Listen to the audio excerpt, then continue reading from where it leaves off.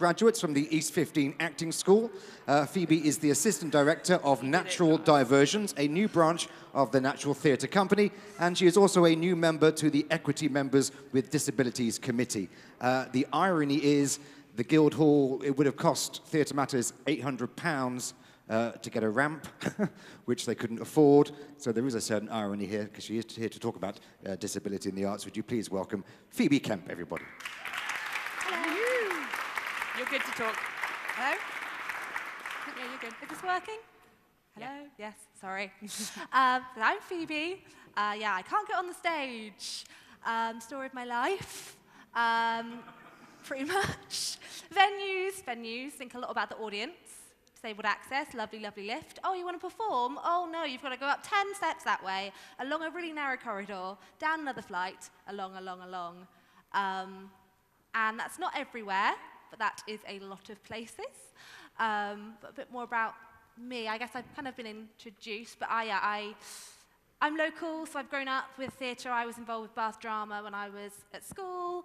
And I've performed at the Rondo and the Usanov, and most recently Natural Diversions, who are an all-disabled troupe of street theatre performers, and we've performed at Bath Comedy Festival, was our first performance this year, and we've performed all over the country and even in Wales, which is very exciting, international. Glastonbury Festival, which was brilliant. They are very good at disability. They can't control the weather, but they're very lucky. I was led to believe this was more of a debate than a keynote speech, which is why I don't have any paper. So does anybody have any questions or thoughts about disability in the arts? Or I can just carry on rambling until somebody tells me to shut up. Just to introduce myself as well, because I do want the focus to be on Phoebe because she's got a lot more to say maybe than myself. I can't even talk today. My name is Seymour. I am here wearing many hats today, hence the earpiece that's fallen out. I'm helping organise a conference. I'm also a lecturer here at Bath College. But I'm literally new back in the country. For the last 8 years, I've been living in America, where I've been running theatre programmes. And one of the theatre programmes that I ran the most was called Give a Voice Theatre, that I founded, which primarily was for children with autism. And for me, disability in the arts really is about accessibility, not just in terms of location and building, which we're going to touch on with Phoebe, but it's more about just allowing opportunity beyond the everyday actor into theatre. And I know a lot of people go, oh, there's all this social outreach and the arts love to fund all these programs and this, that, and the other, but ideally, I want theatre to be merged. I don't believe there should be this segregation between mainstream theatre and population and what we can offer for individuals that have some kind of disability, be it a learning disability, or be it autism, or be it a physical disability. And I think that's something that we accept in this country. We think people have made some moves towards it, and it's okay. But I think overall, there is not enough. Right now, I'm just freshly back, and I'm looking to relaunch my company in England, and I'm looking around at different facilities and different funding and different buildings, and it's hard to find the niche, find that company that's been willing to be all-encompassing and not just have it be, oh, you can have your little program on the side and you can help some students out. So that's the point of view that I'm coming at in this discussion a little bit, and it's something Phoebe and I have talked about, that it does come back down to accessibility for all. And everyone's yeehaw, we all go for it, but we don't necessarily proactively assist in doing it. And it is something, unless you've lived it, you won't register things. Like, I've had friends say, oh, I'll meet this cafe, it's accessible, there's a step up. Those things they don't, so I kind of not having a go at you for not checking everywhere has a ramp. But it is sort of something, if you're disabled, it's every part of your life, and that does go over into your career. And it does mean that you are very limited. Because if there's a tour that, say, is going to the Theatre Royal on the main stage, well, I can never do that because I can't physically get onto that stage. So that's that physical issues of access, which is because theatres are old. Bath, in particular, is all listed buildings, so it's quite easy to get away with not doing the changes that you could do. I had my first meeting of the Equity Members, the Disability Committee, last week, and we're talking about possibly creating some sort of TripAdvisor type system where we can grade venues on their accessibility, not just for audience, but for performers. And I kind of have my own views on venues in the area. What would the Guildhall be today? What would the Guildhall be today? If we did on a scale of 1 to 5, 5 being 5 stars. 5 stars. Probably. You're in? I'm in. It's actually quite good, even though I can't get on the stage, which kind of tells you how bad other places are. I'm in, so it's probably a 3. 3.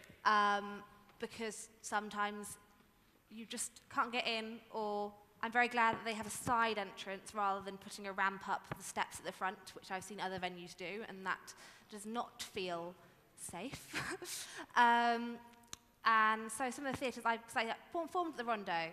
The Rondo's great, it's flat entrance, I can get in, I can perform on the stage, but I can't get up to the dressing room, which is fine. There is space backstage for me to change, so it is physically accessible, but then you lose the aspect of being an actor where you want to be with everybody else.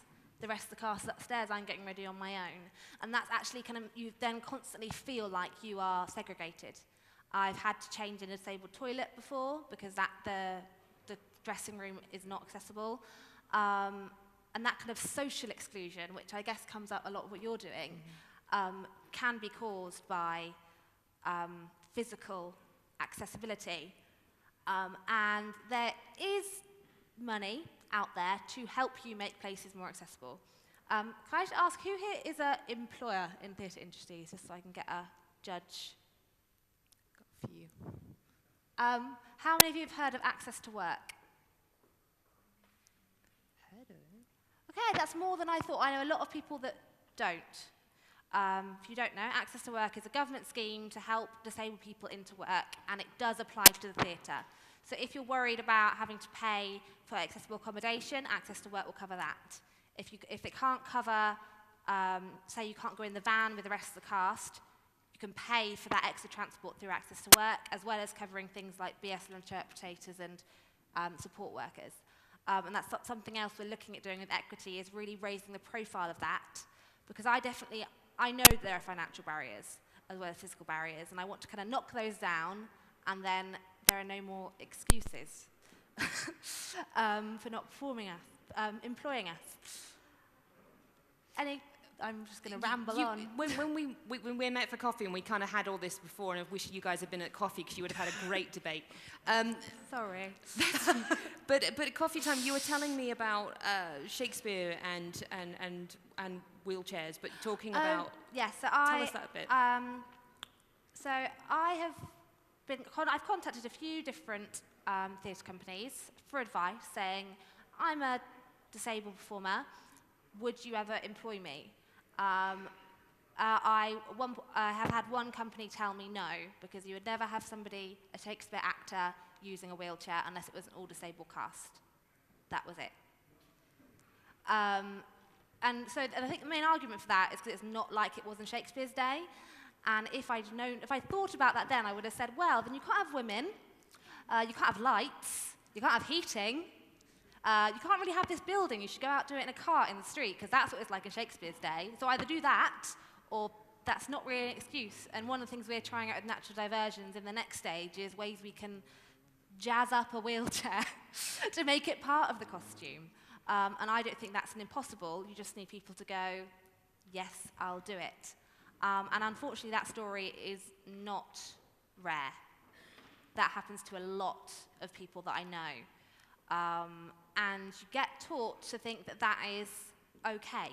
It took me a long time to realise when I was at drama school and I was consistently scheduling lessons in studios upstairs, despite the majority of the studios being downstairs, that I wasn't the one causing the hassle. Because that was the way the people on my course treated me. They said, oh, well, we tried. Well, you have 7 studios that are accessible, 3 that aren't. One person can't get up to those ones. Why don't you book that studio for that person first and then work around everybody else? And that's not happening in institutions, which is why there are less trained disabled actors, I believe, because I think it's catch-22. Employers will say there aren't any professionally trained disabled actors. Drama schools will say, well, they're not going to be in work for you, so we're not going to take you on. So it's just kind of in this limbo. And I'm trying to make a difference with the committee. Martin is one of the people who trained me over there to do all the fancy committee stuff. And we are pushing for more events with producers and to get those meetings going.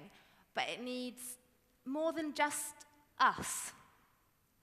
Sorry, wasn't planning on this call to action to arms, but like, I feel if you go and see a production, you should be able to see a broad mark of society. I've never been to a theatre company where I've seen somebody like me, ever, in my entire life. And so much of theatre is, when Andy was talking about kids going to the theatre when they're at school and going, oh, that's really great, maybe I want to do that. I couldn't think that. And there are lots of kids who are like me who can still not think that, and it's 2013, and that shouldn't still be an issue. Yeah. Yes? Theatre is based on scripts, right? Not all theatre is based on scripts.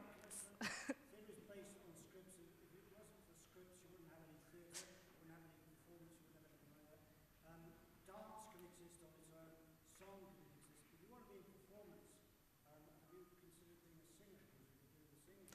I don't believe that that's a viable question at all. I think you're marginalising, and it's actually belittling to our guest here. I totally disagree with you. There should be accessibility to all. It doesn't matter what your mental or physical ability is. It doesn't matter at all. You're talking about creativity, you're talking...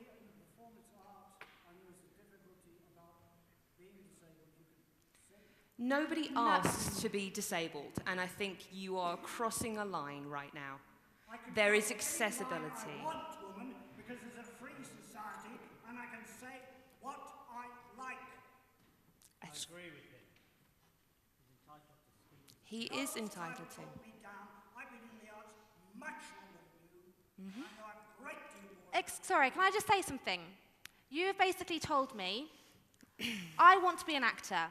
You're saying to me, you are disabled, you can't do that. That is the gist of your point. I said if you want to be a performer, you can sing as well as act. I do sing as well as act. But you were implying that I couldn't be in a mainstream acting production because I'm disabled. That was the implication of what you said. Writers have written very, very, very, very, very, very few plays for disabled people. This is a thing I'm interested in. The Game of Thrones. I'm raising my voice Yes. because I think I sound really nice and I want to fill the space that I want to attract. I'm interested in things we might be doing in the environment or wider, where we don't exactly write for disability, but we think of ways in which we can mix our casts and have more interesting casts and more parts for women and woman, you sitting here. You know, and just get people in, because you are in a wheelchair, but I wear a hearing aid. There are all kinds of unseen, unknown disabilities that we might have. But I'm interested in, you know, initiatives we might build locally to get all kinds of people acting and performing and getting involved. I think... And it's not just about lamps and doors. No, it's not. It's about, in the same way you get colour-blind casting, or gender-blind casting, ability-blind casting. It should be, it shouldn't... And I often will write an application and sometimes I will not say that I'm disabled because I'm scared that if I do I won't get an audition. And I know people who've done that and turned up at places and it's completely unsuitable, but then they've given them the role because they thought, actually, you've got balls and you're good, all right. But it just means being willing to meet those people. For a lot of disabled actors, we're not saying, give us all the jobs, take them all away from everybody else. We're saying, just let us in the door so we can show you what we can do.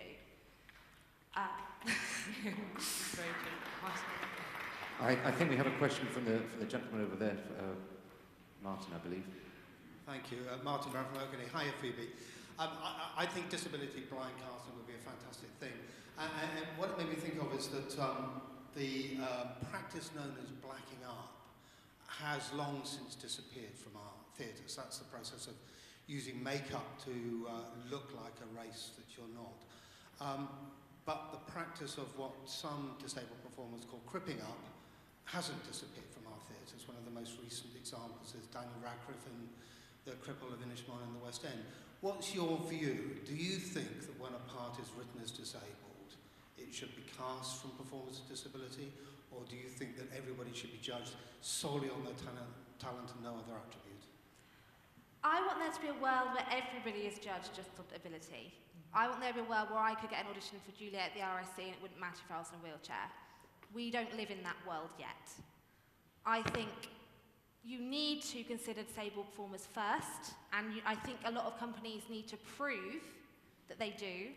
Lynn Gardner, who writes The Guardian, wrote a very brilliant article about this, about why is it just accepted in the way it is like blacking up, and it is offensive, especially when I know I've been put up for roles that then went up to a non-disabled actor and they didn't even audition me.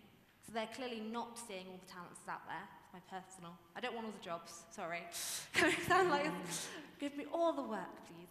And I really don't like it, and I've not watched things because I know that they're creeping up happening, and it will make me feel sick.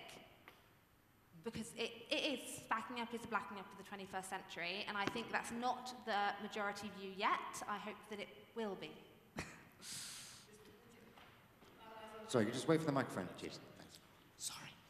As an actor, would you feel better if you knew that an able-bodied and a disabled actor was seen for a part that, for instance, required a disability, and the able-bodied actor was better for the character?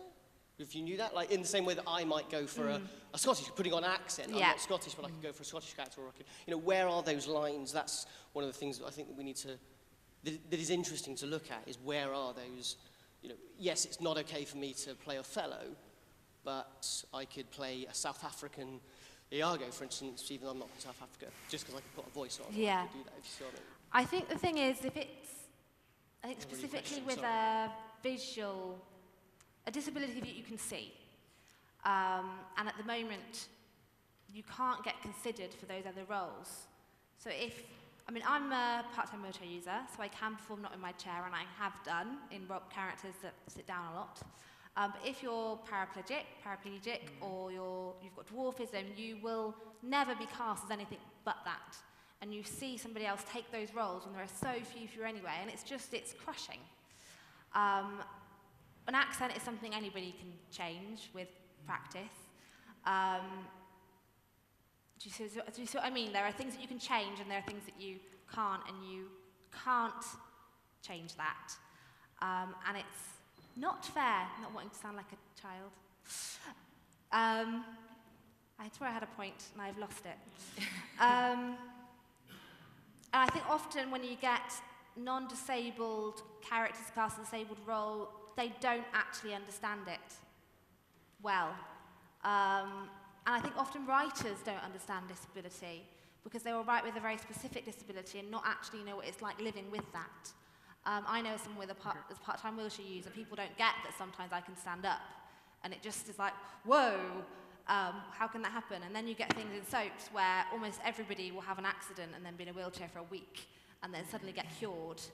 And that is painting, and that's also painting the idea that everybody who has a disability wants to get cured. That is the goal, which it isn't always. Sometimes in the story it can make sense if the accident happens as part of the plot to an existing character possibly, but if you're writing a character in the beginning of a show and you know it's disabled, then that should go to a disabled actor. I think we have a question over here, then we'll come to you, Andy. Yeah, an interesting point. Could you see a world where it's as offensive for an able-bodied actor to play Richard III as it would be now for a white actor to play Othello, for instance? Yes, to put it bluntly, because it is clearly.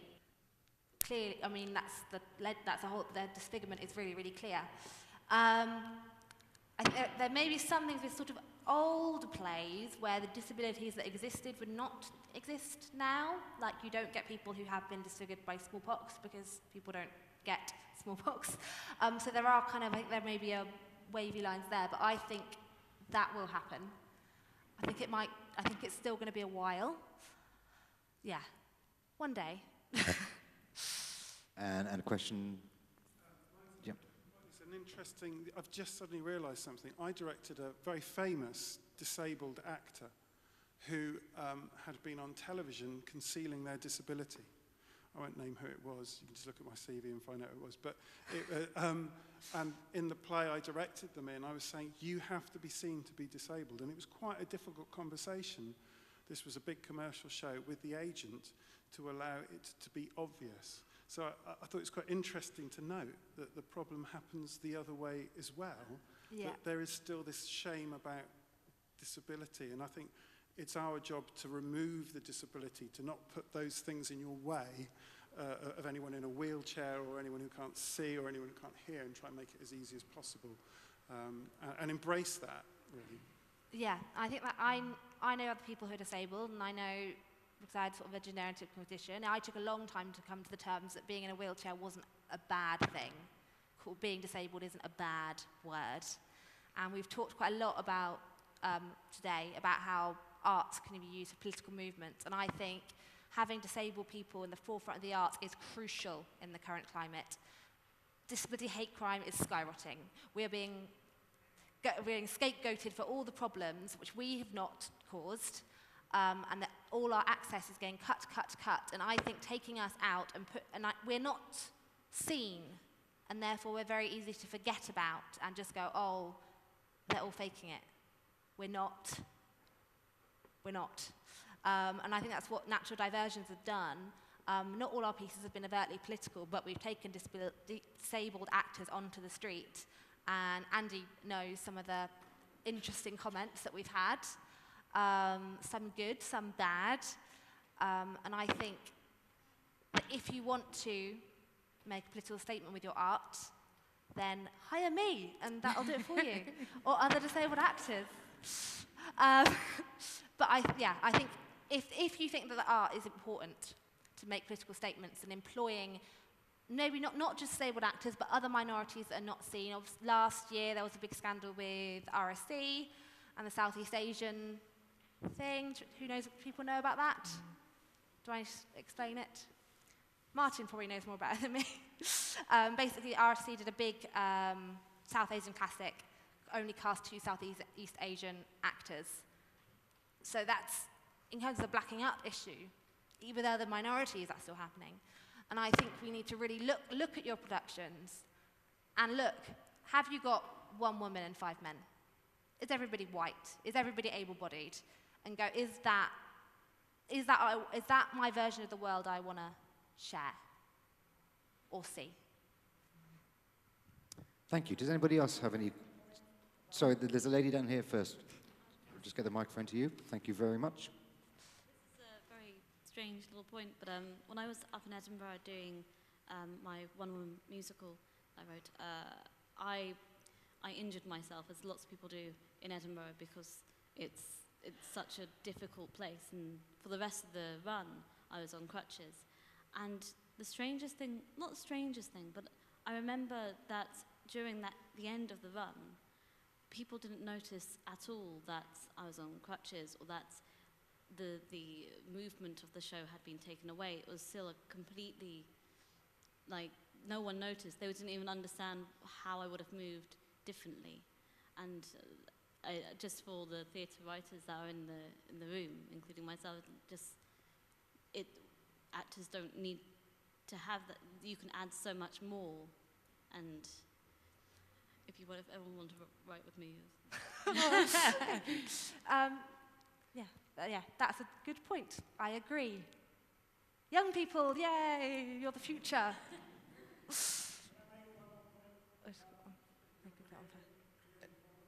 Are you happy for the gentleman, or would you prefer? I think No? the other Okay, question's thank over you. here. The lady's declined. It's just for you to do a bit of PR. Is there a website and a Twitter feed for Natural Diversions? Yeah, we on the website yet, Andy?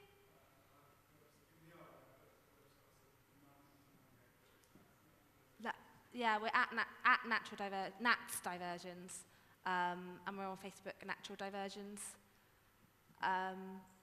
So we do sheep and gangsters and mountaineers.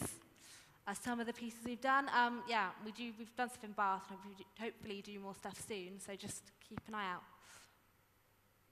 Thank you. Ladies and gentlemen, I think the lady doesn't want to hear from you, I'm afraid. Thank you very much indeed to Phoebe Kemp and Claire Seymour. This way and go out the back. Thank you, Phoebe. Thank you, Claire.